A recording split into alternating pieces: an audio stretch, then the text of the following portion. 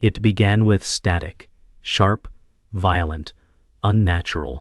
It tore through the silence like claws across glass.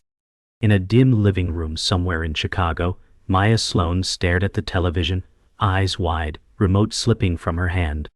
The picture cracked, blurred, then dissolved into digital noise. And then came the voice. Cold. Hollow. Petshale. Inhuman. They're already here. Every screen lit up. Phones rang without reason. Radios, satellites, even pacemakers picked up the same chilling frequency. Around the world, confusion collapsed into terror. Sirens wailed. Military bases locked down. In the streets, people screamed. Maya stumbled to her feet, heart slamming against her ribs, as a second message buzzed into the room, garbled but unmistakable. Not a warning. Not a threat. A statement. We've been waiting for you. Time stood still. She wasn't breathing. Somewhere deep inside her, something remembered. This was no accident. No coincidence. The arrival had begun. Maya didn't sleep. She sat on the edge of her bed, watching the night outside her window. It wasn't quiet.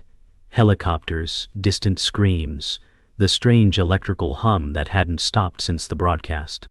On every screen, the same message pulsed, encrypted data spiraling in symbols no one understood. The world wasn't ending. It was being overwritten. Her phone chimed. A private signal. Something off-grid, blinking green instead of red. She hesitated, then tapped it. A single line of text appeared. They're here for you. Maya dropped the phone. Her heart was no longer racing. It was crashing. She looked into the mirror and didn't recognize herself. What the hell is going on? She whispered, the question hanging dead in the air. For the first time she felt it. Something was watching her. Not through the window. Not from outside. From within. Government officials appeared on television, disheveled, pale, terrified. This is an isolated cyber attack, they claimed. Remain indoors. But no one believed it. Not after the sky turned violet over Berlin. Not after the blackout across North America. Not after the twin moons appeared above the Pacific. Maya walked outside. Her neighbors were all on their lawns, staring upward. No one spoke. No one breathed. Hanging in the sky was something too vast to comprehend. A structure, not a ship, too geometrically perfect, too motionless to be natural. It radiated stillness, peaceful yet impossibly wrong. And when it blinked, a single pulse of light, every dog barked in unison. Every child cried. Maya whispered, This is a message. The object hovered for exactly 13 minutes. Then, without sound or warning, it vanished. No propulsion, no speed. It simply was and then wasn't. People began to move again, as if time had briefly stalled. Maya fell to her knees. Her skin tingled. Her ears rang. Something had changed in the world. And in her. She received another message. Not through her phone, but in her mind. A voice. Female. Familiar. Idle. We are bound by your memory. Maya gasped, clutching her head. She saw flashes, images from dreams she'd never had. A planet not Earth. A war not human. Her reflection in armor not of this time. No, she muttered. This isn't me. But the voice replied gently. It always was. The next morning, the world was silent. News outlets were offline. Social media erased. Power grids still unstable. No one knew what to do. Governments stopped speaking. Maya sat on her porch, staring at the empty road. Her neighbor, Mrs. Kim, approached quietly. Did you see it? She asked. Maya nodded. It saw me, she said. Mrs. Kim's face turned pale.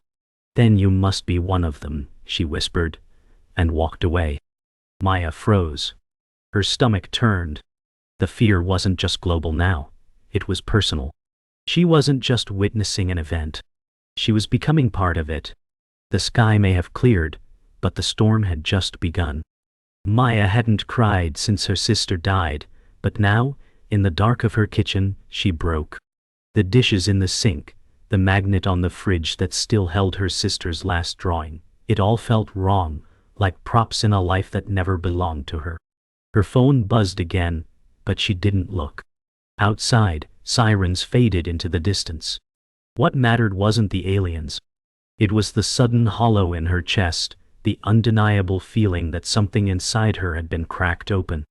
She thought of her father, gone 10 years now, always warning her that the world wasn't what it seemed. "You see deeper than most," he'd said once. She hadn't understood it then. She did now. Her body shook as she whispered to the empty room, "I don't want to be a part of this." But there was no turning back. She had been chosen long before she was born.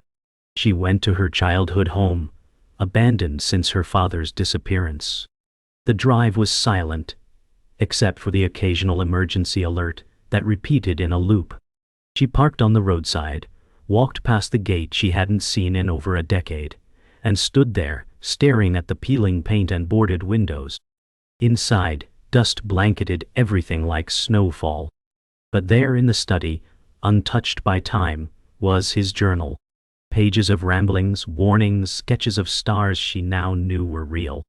One line stopped her cold. "When they come, Maya must remember who she is." Her breath caught. The journal wasn't addressed to anyone else. Her name appeared again and again, paired with symbols from the transmission. She wasn't crazy. He had known. Somehow, her father had known everything. She dreamt of fire that night.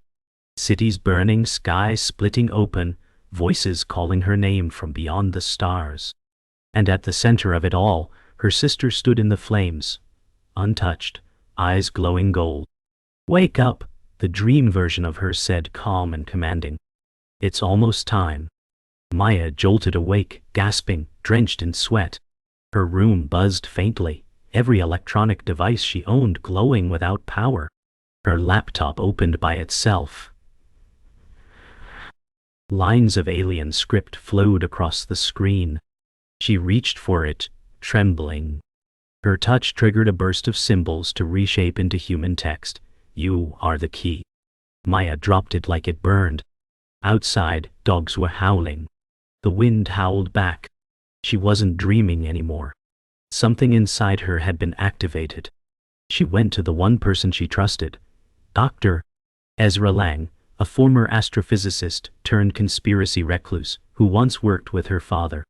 He hadn't left his cabin in years. He didn't answer the door. He was waiting as if he'd known she was coming. "You're early," he said.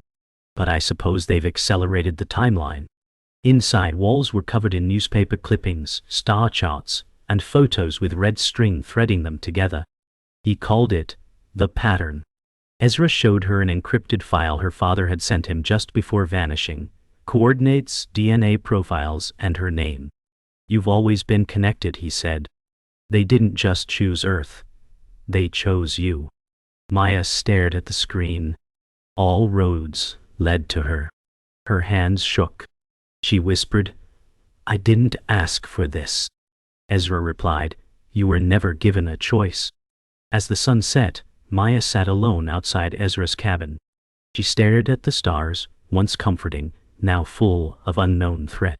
She couldn't sleep, couldn't escape the feeling that her entire life had been curated for this moment. The wind carried voices again, not loud, but familiar. They weren't coming for her. They were coming through her. She wasn't just a witness. She was a conduit. "The blood remembers," Ezra had told her. "You are the bridge." She closed her eyes, trying to remember the sound of her sister's laugh, the smell of her father's coat.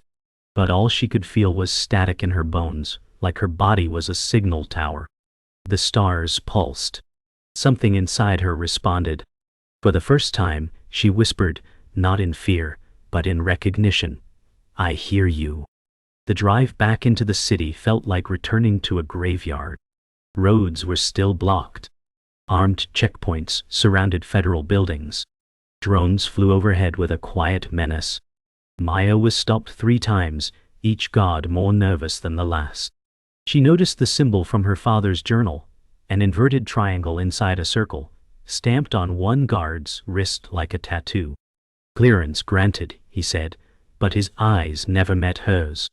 Inside her apartment, the place had been ransacked. Not a robbery, surveillance. Every document was missing. Her laptop was gone. But they'd left one thing untouched.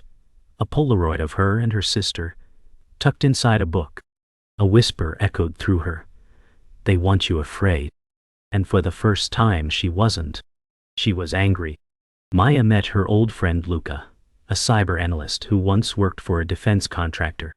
He lived off-grid now, paranoid, hiding behind multiple layers of encryption. When she mentioned the symbol, he froze. "You weren't supposed to see that," he whispered. He pulled up a redacted government file. Project Mirror. "It's not just about aliens," Luca said. "It's about control. They've been manipulating history, suppressing tech, controlling what we believe is real." He showed her surveillance footage, years of covert meetings between military leaders and unidentified figures cloaked in distortion. "This has been going on since before you were born," Luca added. Then came the final file, a photo of Maya as a child standing beside a man who wasn't her father. A man not quite human. The betrayal hit hard. Maya couldn't breathe. That photo, her hand in the grip of a stranger. But what disturbed her more was her own expression. She wasn't scared. She was smiling. Luca tried to console her, but she shut him out. She needed answers, not comfort. He offered her access to one final file, a voice recording labeled Phase Initiation. She listened. Her father's voice. "If you're hearing this, Maya, then they know. And you know. The truth is deeper than blood. You were born into this because I couldn't stop it. But you can." Then, static. She dropped the headset. Her eyes were wet but cold. "They used us all," she said. Luca asked, "What will you do?" She stood. "Whatever they fear most." She went to confront the one person she thought she could still trust, Agent Reyes, her late sister's former partner in intelligence. They met in an abandoned train tunnel. No signals, no surveillance. "You knew," she said. He didn't deny it. "We all did. We were told to protect you." The rage she'd been suppressing boiled over. "Protect me? Or use me?" Reyes looked away. "You're not the only one with blood in this." Then he changed. Not metaphorically. His features shimmered. His eyes pulsed blue. "You think I don't remember," he hissed. Maya stepped back, heart pounding. "You're one of them." He nodded. "I was made to be. But I chose Earth. I chose you." The confession shattered her. She had trusted a lie. They fought. It wasn't graceful.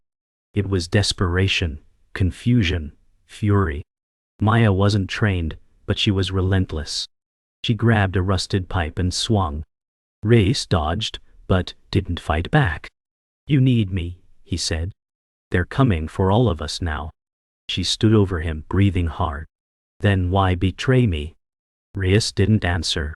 Instead, he handed her a small device, a black cube, smooth and humming softly. "They'll come for this, keep it hidden, even from yourself." He vanished into the shadows. She was left alone, holding the weight of everything she didn't understand, but somehow already carried. The cube buzzed in her hand. When she touched it, a pulse of energy shot up her arm. Something ancient had awakened. Ezra stared at the cube Maya brought back. "It's not alien," he muttered. "It's ours, or at least, it was made here." He placed it on a scanning pad. The readings flickered. "Carbon age, undetectable, DNA resonance, yours." Maya felt a chill. "What does it do?" Ezra shrugged. "It's a key, but not to a door, to memory, hidden ones." He connected it to a secure terminal, and the screen came alive. Ancient blueprints. a network buried beneath the Earth's crust. They didn't just come here, he said. They built here, collaborated. In exchange for silence, they gave our leaders technology, systems, control. Maya touched the screen and a blinking node zoomed in on a map, her hometown. Ezra froze. That's where it began. That's where your father found them. They drove to the location on the map, a decommissioned observatory surrounded by decaying fence lines. Overgrown paths led them to a steel trapdoor beneath the floorboards. He brought me here once, Maya whispered. I thought it was a game. Ezra pried it open. Below was a stone chamber, unnatural in shape. The air buzzed with a low frequency. Maya stepped in, and the chamber lit up around her. Symbols on the walls glowed, reacting to her presence. Ezra's voice trembled. It's you. It was always meant to be you. In the center stood a console, untouched by time, glowing with the same pulse as the cube. Maya reached for it. As her hand met the surface, the entire room shifted. Remember. The word didn't speak, it burned into her. A vision took hold. So real it replaced her surroundings. She stood on a battlefield not of Earth. Massive structures floated above molten terrain. Armies marched, their armor glinting with emblems she'd seen in her dreams. She was one of them, leading a charge. Then another flash. Earth, but centuries ago. Cloaked figures met in stone temples, whispering in a language that wasn't human. Maya saw herself in every era, different faces, same eyes. When the vision broke, she collapsed. Ezra caught her. What did you see? She could barely speak. I've been here before. Many times. He nodded solemnly. They've hidden your reincarnations. Every version of you played a part. That's why they fear you. You are the variable they can't predict. They left, the chamber changed. Ezra said little, but Maya could see the fear in his silence. Back at the cabin, they intercepted a rogue broadcast. It was scrambled but clear enough to recognize. Her name. Initiate retrieval. Subject. Sloan. A trace on the signal led to a covert site, an old space surveillance array in Alaska. Ezra didn't hesitate. That's where they're coordinating the others. Maya's jaw tightened. Others like me? He nodded. Or worse. The ones they built to stop you. The conspiracy wasn't just about control. It was about containment. Maya realized the betrayal wasn't just government collusion. It was genocide in slow motion. Eliminate the anomalies. Rewrite the bloodlines. She wasn't alone. But she was hunted. Before dawn they packed. Ezra handed Maya a small injector. DNA mask, temporary. He'll hide you from their scanners for a few hours. Maya hesitated. You've done this before. Ezra nodded. I was part of it, long ago, before I turned against them. They drove through endless forest until the signal returned. Military vehicles had been spotted near the site. Ezra parked the car behind a ridge. Once we're in, we find the manifest. You'll see who else they marked. Maya stared out at the icy horizon. Her breath fogged the windshield. They tried to erase us, she said. But we're still here. Ezra placed a hand on her shoulder. We fight from the shadows now. She opened the door. Not anymore. Inside the surveillance array, silence reigned. Ice creaked beneath the structure and the lights flickered with failing power. Maya moved with purpose, adrenaline surging as she and Ezra breached the interior. They abandoned it, Ezra said, checking a terminal. No, they cleared it. But the systems were still live. Maya found a locked console marked Genetic Manifest. She used her blood on the biometric pad. It hissed open. The screen listed names, hundreds of them, each marked erased or active. Maya scrolled until she saw hers. Sloan, Maya, Primogen lineage. Her stomach dropped. What does that mean? Ezra looked at her like he'd seen a ghost. It means you're not just one of them. You're the first. Her hands trembled. She wasn't a witness. She was the origin. Maya stared at the list. Names echoed down her bloodline. Some crossed out, some labeled, converted, others marked for termination. She saw her father, her sister. They weren't accidents, she whispered. They were selected. Ezra uncovered a chamber beyond the console, an archive room filled with memory cores. One blinked as they entered. Maya picked it up, and without prompt, it activated. Her father's voice again. We tried to hide you, to break the cycle, but legacy can't be undone. You are the bridge between worlds, Maya. You always were. She fell to her knees, overwhelmed. The truth wasn't hidden. It was built into her. The galaxy wasn't invading. It was claiming its heir. The next file was encrypted, but the cube responded to it, unlocking a buried directive, Awakening Protocol 7. Ezra froze. This isn't a manifest. It's a failsafe. As Maya stepped closer, the core glowed brighter. She began to speak, words not her own, a language not of Earth. They're not gone, she said. I've just been waiting. Her voice echoed in frequencies machines couldn't read. Ezra stared at her in awe. You're broadcasting, he whispered. To them. But Maya wasn't scared. She felt clarity, purpose. The cube reshaped itself in her palm, into a key. One that only responded to her DNA, her memory. She looked at Ezra. I know what I have to do. The question was, could she live with it? Outside, black aircraft descended. Silent. Triangular. Not of human design. They're here, Ezra said. But they're not attacking. Maya stood still as the ship hovered, wind tearing across the ice field. A figure emerged, tall, robed, eyes glowing silver. Not a monster. Not a soldier. A messenger. He spoke no words. Instead, he bowed. Maya stepped forward, heart pounding. You knew I'd come. The figure nodded.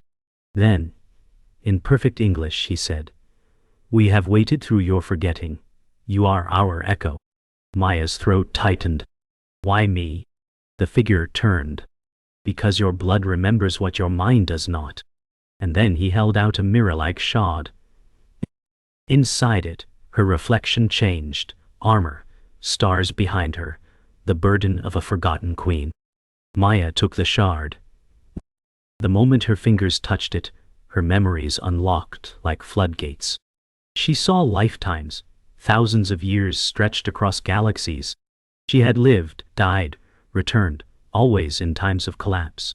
She was both weapon and witness. The alien knelt. You are the convergence. The cycle turns by your will. Maya turned to Ezra, who could barely meet her gaze now. This is why they erased us, she said. Because we threatened their version of peace. She raised the shard toward the sky. A light pierced the clouds. Far above, dormant satellites, alien constructs, began to awaken. Earth had never belonged to humans alone. And now, its original guardian had returned. Maya whispered, I remember everything. Maya stood beneath the awakened sky, the stars above shifting into unnatural constellations. Satellite grids lit up in synchronized pulses, forming a signal visible from space. They're aligning, Ezra said, staring at his scanner. They're building something. But Maya already knew. The cube in her hand pulsed faster, attuned to the signal. It was not just activating, it was calling. They're waiting for a response, she said. In the distance, governments scrambled, military forces launched intercepts, but none of it mattered. This wasn't about war. It was about invitation. A final test. If Maya responded, it would trigger something irreversible. What happens if I answer? She asked. Ezra was silent. She tightened her grip on the cube and whispered, Then let them hear me. The transmission began. Maya didn't speak aloud. The words formed in her mind and flowed outward, carried by frequencies beyond human hearing. Ezra fell back, clutching his head. Your voice. It's not just sound, he said, stunned. It's rewriting reality. Across the globe, dormant alien technology activated. Hidden monoliths emerged from oceans, deserts, mountains, structures older than history. The world watched in terror and awe. In underground bunkers, human leaders argued, detain her, destroy her, worship her. But it was too late. The resonance had already spread. Maya's presence was rewriting the Earth's connection to the stars. She wasn't forcing it. She was remembering it. As the signal completed, she collapsed. The world had changed. There was no going back. When Maya awoke, she was no longer where she had fallen. She stood in a vast chamber, ancient, yet humming with life. The walls shifted like living stone, encoded with her memories. A presence surrounded her, invisible but overwhelming. Then it spoke. "Do you accept what you are?" She turned, defiant but calm. "You used me." The voice replied, "We remembered you. You forgot us." Scenes played across the walls. Her lives, her deaths, her choices. She saw every war she'd ended, every world she'd left broken or healed. "You are not weapon or savior," the voice said. "You are balance." Maya stepped forward. "Then why make me choose?" The chamber dimmed. "Because the universe must choose with you." And the final question echoed, "What will you become?" She returned, not to Earth as it was, but to a fractured version of it. Cities in stasis. Skies glowing unnaturally. Humanity frozen between time. The world awaited her decision. Ezra appeared beside her, disoriented but alive. "They paused everything," he said, "to give you space to decide." The cube hovered in front of her, now transformed into a key and blade combined. A final interface formed in the sky, a shimmering window of choice. Option 1. Rewrite the timeline. Erase the alien interference, protect humanity's illusion. Option 2. Awaken the planet, unleash the full truth, even if it meant chaos. Maya's fingers hovered. "If I choose wrong," Ezra interrupted, "there is no wrong, only cost." The silence stretched. And she chose. Maya touched the second option, awaken. The sky shattered like glass, revealing a cosmos more vibrant, more terrifying than any had imagined. Humanity gasped awake. Every person saw something, memories, truths, lifetimes erased. The earth groaned as ancient systems activated. Alien cities hidden beneath oceans lifted. Forgotten beings emerged from deep vaults. But they did not come as conquerors. They came as kin. Maya stood in the center, radiant, exhausted, alive. Ezra asked, "Is this salvation?" She shook her head. "This is beginning." Around the globe, leaders fell, power structures cracked, and truth surged like a tide. The world had changed, its people changed with it. Maya didn't save them. She reminded them of who they'd always been. And now, they had to decide who they would become. The world did not erupt into violence. It didn't collapse. It exhaled. In the aftermath of the awakening, people stood still, processing visions that felt like dreams, but were memories. Children wept at the sight of stars they suddenly recognized. Elders spoke names they'd never learned but had always known. Governments fell silent. Temples reopened. Technology, buried for centuries, hummed beneath feet now aware of its presence. Maya watched from a cliffside where an ancient observatory once stood, now pulsing with light. Ezra sat beside her exhausted. "They'll come for you," he said. She shook her head. "They'll come with me, or they won't come at all." And still, the sky pulsed. A heartbeat of a universe newly remembered. In cities across the globe, a new order began, not of dominance but of reckoning. Truth no longer belonged to the powerful. It belonged to everyone. Broadcasts now played untranslated alien symphonies. History books vanished from shelves, replaced by glowing archives people could access with thought alone. Some rejected the change, clinging to the old ways. Others embraced it, forming communes, circuits of learning and remembrance. Maya's name became a whisper, not revered, not feared, but understood. She was not a god, not a messiah. She was proof that identity was larger than memory. And with that understanding, humanity looked up not with fear, but with longing. Not for escape, but reunion. Maya walked through her childhood neighborhood one last time. The houses were still, but not empty. Light from within spoke of a people changed, no longer blind to the stars above or the depth within.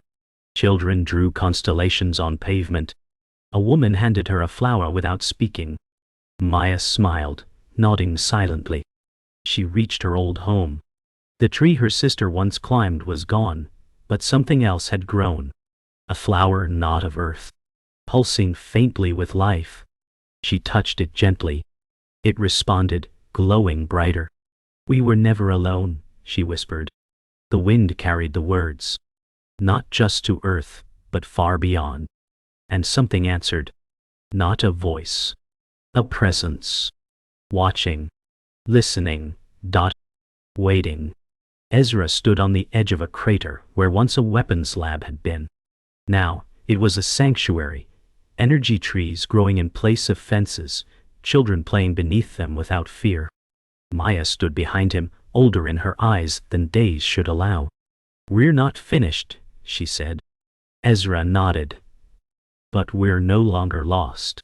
Above them, ships moved, not invading, not observing, but arriving. Peacefully. Their lights mirrored Earth's own pulse. A beacon, not a weapon. Maya looked to the horizon. "This world isn't theirs or ours. It's ours together." Ezra smiled. "You think they'll understand that?" Maya stepped forward. "I don't care if they do. I just care that we do." And in the stillness, Earth finally felt whole. Maya walked alone into the desert. No guards. No ceremony. Just sand, wind, and stars. She reached the coordinates given to her in the last memory shard. There, half buried, stood a door, not mechanical, not mystical, but personal. As she approached, it opened to light. Inside, no control panels. No weapons. Just a mirror. She stepped close. Her reflection changed. Every version of her layered atop one another. The soldier, the queen, the child, the witness. "The truth has a price," she said aloud.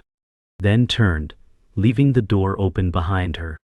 As she walked into the night, the stars realigned one last time. And in the silence that followed, a new signal activated. Subtle, infinite, ancient. The story wasn't over. It had just begun.